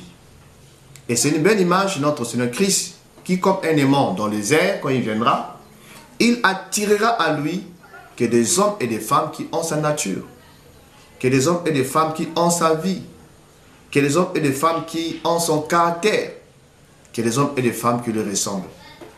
On doit être semblable à lui. C'est pourquoi la parole dit, recherchez la paix avec tous et la sanctification, sans laquelle personne ne verra le Seigneur. On doit se sanctifier, frères et sœurs. On doit fuir le mal. On doit mener une vie de séparation. Dieu nous invite à nous consacrer, à offrir nos corps comme un sacrifice vivant, saint et agréable au Seigneur. Voilà la volonté de Dieu pour nous, mes amis, afin de prendre part à l'enlèvement de l'Église. Et les exemples bibliques, dans la parole de Dieu, nous avons au moins 2 exemples bibliques. Le premier exemple, nous avons dans Genèse chapitre 5, un personnage qui n'a pas connu la mort, mais que Dieu a enlevé parce que sa vie était agréable au Seigneur. Dans Genèse 5, versets 22 à 24, il est écrit: Enoch, après la naissance de Méthusélah, marcha avec Dieu 300 ans, et il engendra des fils et des filles. Tous les jours d'Enoch furent de 355 ans. Enoch marcha avec Dieu, puis il ne fut plus parce que Dieu le prit. Et l'auteur à l'épître aux Hébreux parle également d'Enoch par ces mots. Hébreux 11, 5. Hébreux 11, 5. Il dit, c'est par la foi qu'Enoch fut enlevé pour qu'il ne voie point la mort. Et il ne parut plus parce que Dieu l'avait enlevé, car avant son enlèvement, il avait reçu le témoignage qu'il était agréable à Dieu. Ici on nous parle d'Enoch, voyez ça, qui n'a pas vu la mort. Pourquoi? Parce qu'il était agréable au Seigneur. Et Enoch est un type de l'Église qui partira en enlèvement. C'est un type de croyants, l'image des croyants qui vont participer à l'enlèvement de l'Église. Et pourquoi est-ce que Dieu l'avait pris? La Bible est claire. Parce qu'il avait le témoignage. Il avait la lampe et l'huile. Parce que sa vie était agréable au Seigneur. Mon frère, ma soeur, toi qui me suis, cette vidéo doit nous amener tous à nous examiner. Est-ce que ma vie est-elle agréable au Seigneur? Est-ce que ma marche plaît-elle au Seigneur? Est-ce que la qualité de ma vie est-elle en harmonie avec l'évangile? Vous voyez, Enoch, Dieu a rendu témoignage qu'il était agréable au Seigneur. Il avait soigné sa marche. Et le deuxième exemple biblique, nous sommes dans 2 Rois, chapitre 2, versets 10 à 11. 2 Rois, chapitre 2, versets 10 à 11. Nous lisons ceci. Élie dit, tu demandes une chose difficile, mais si tu me vois pendant que je serai enlevé d'avec toi, cela t'arrivera ainsi. Sinon, cela n'arrivera pas. Comme il continuait à marcher, en parlant, voici un char de feu et des chevaux de feu les séparèrent l'un de l'autre. Et Élie monta au ciel dans un tourbillon. Waouh!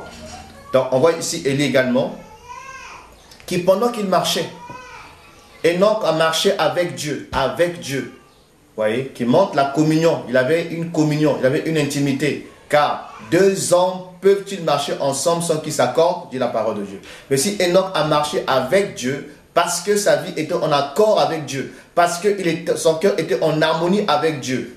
Donc il y a besoin, mes amis, de pouvoir soigner notre intimité, notre communion avec le Seigneur. Et l'ennemi numéro un de la communion spirituelle, de l'intimité, c'est le péché. Vous voyez ça? C'est la distraction.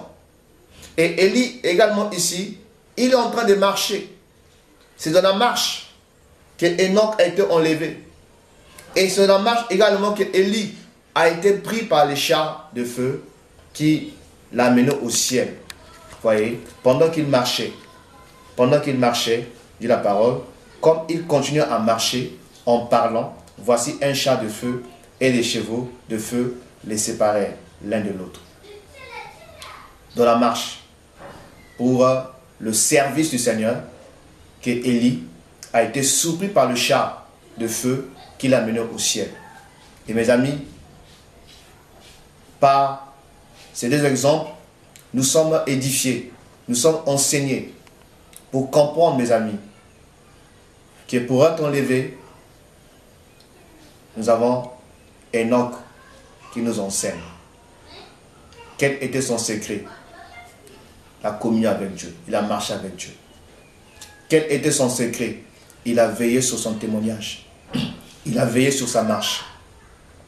Et légalement, pendant qu'il marchait, il parlait, les chars l'ont pris. Quel était son secret? La fidélité, la persévérance.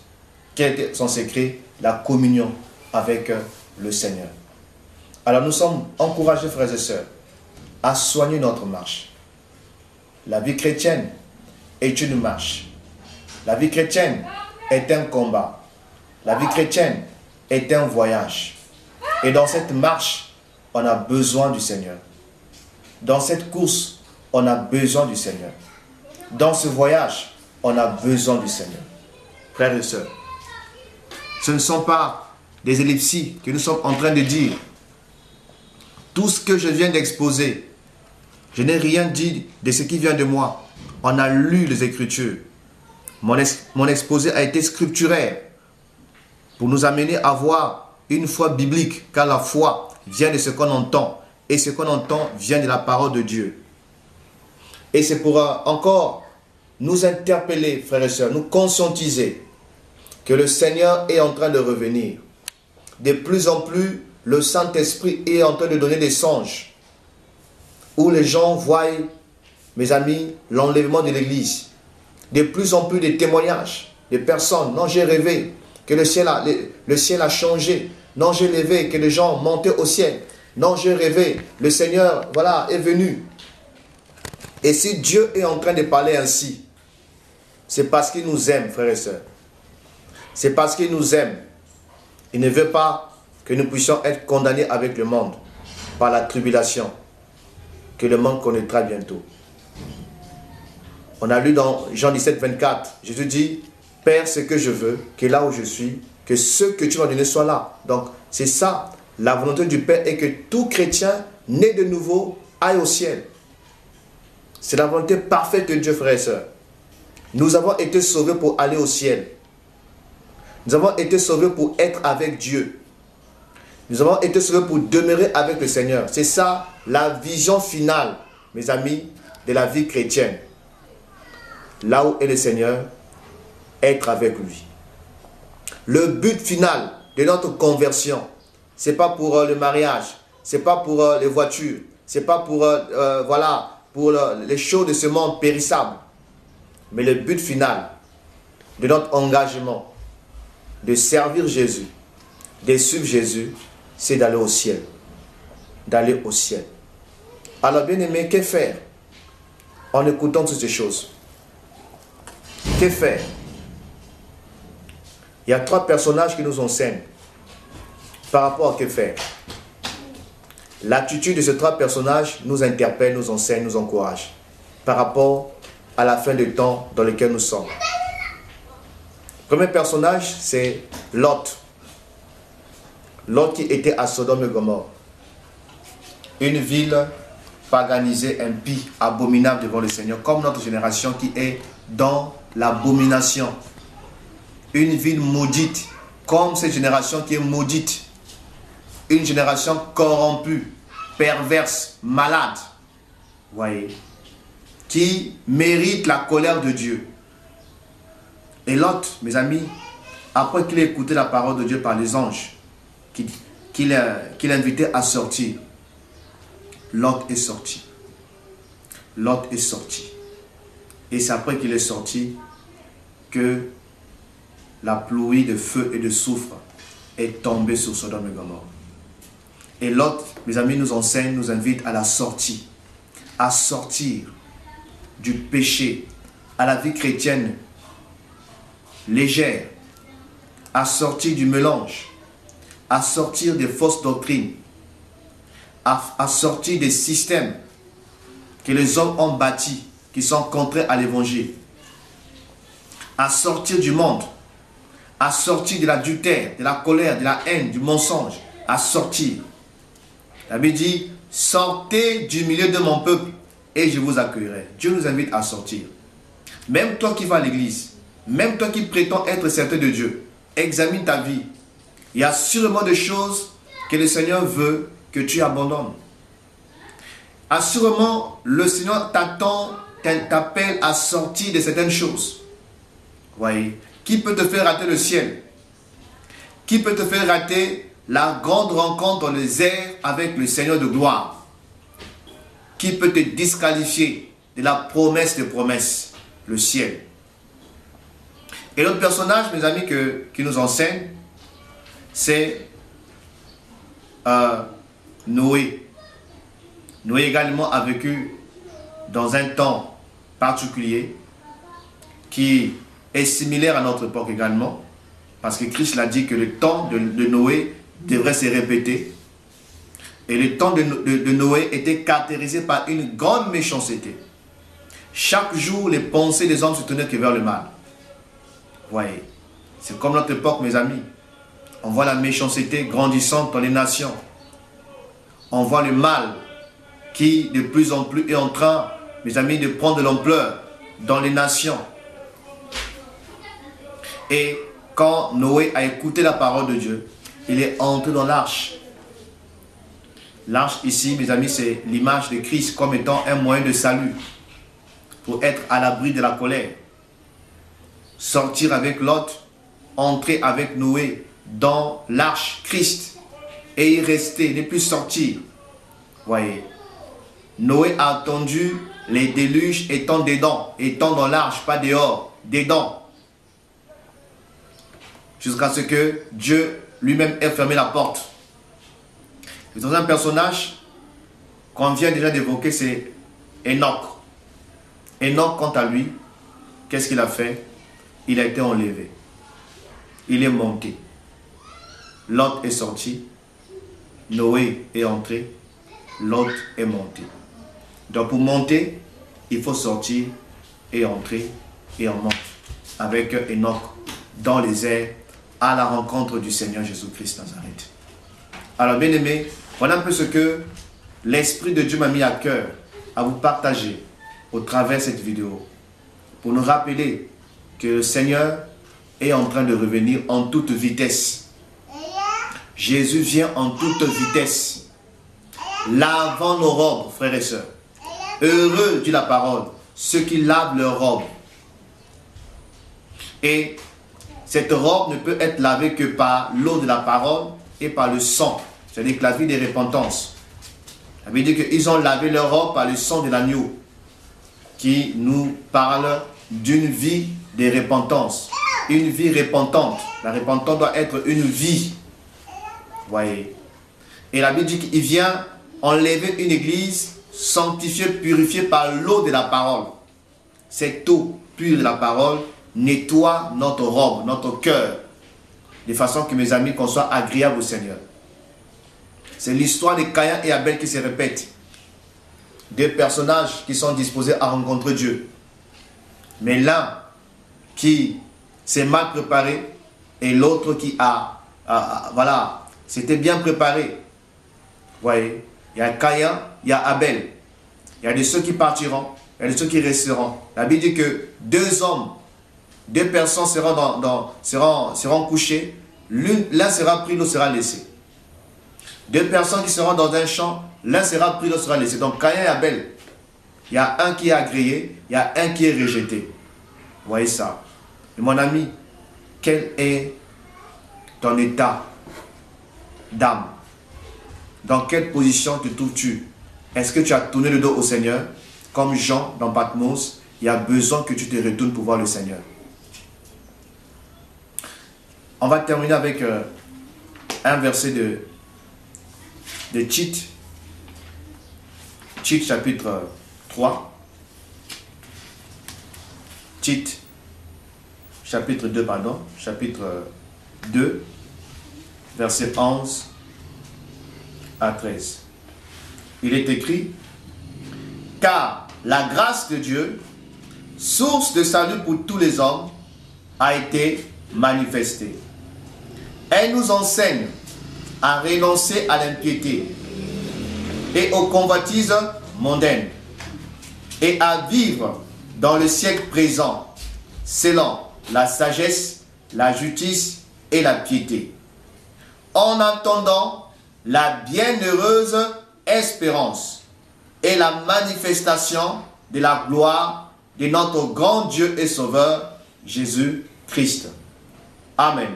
La grâce de Dieu, source de salut pour tous les hommes, a été manifestée.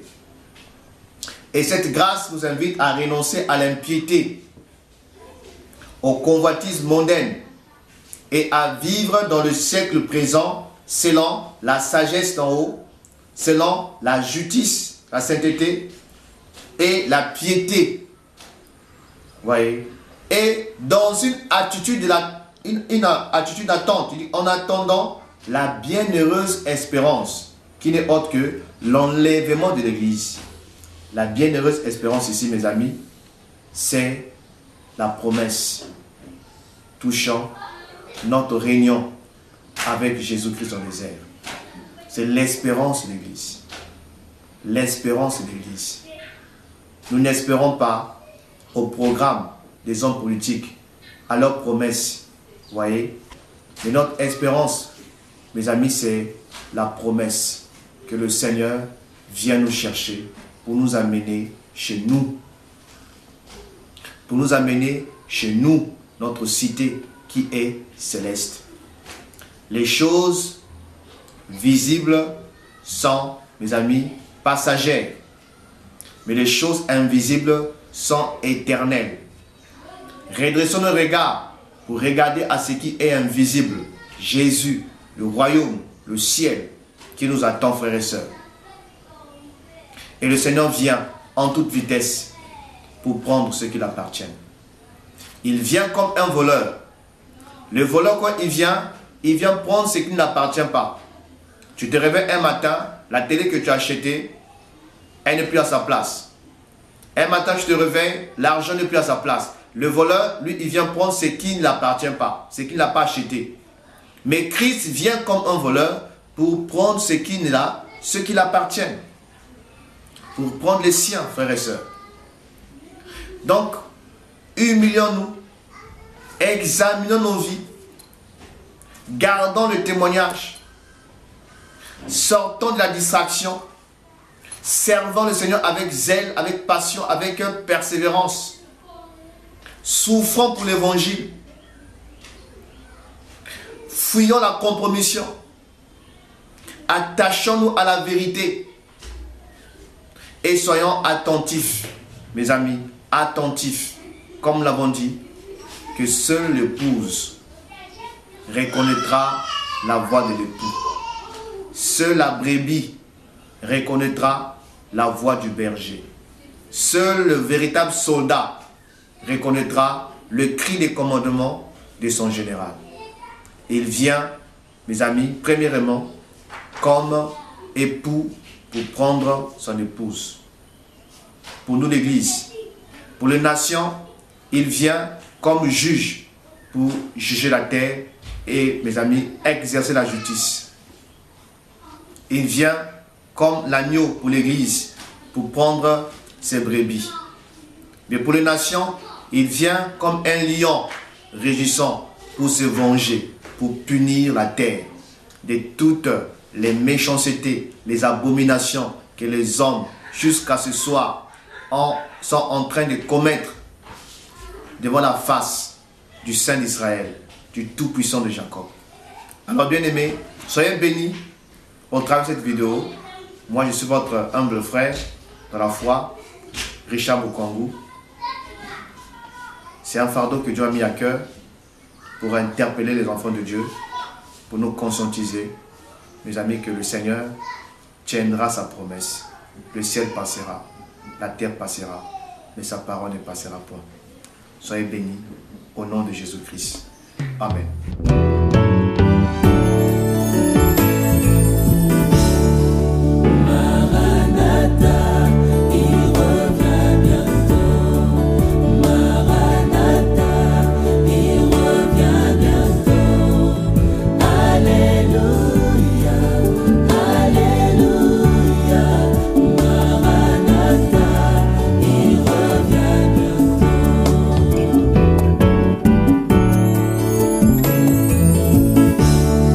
Jésus a dit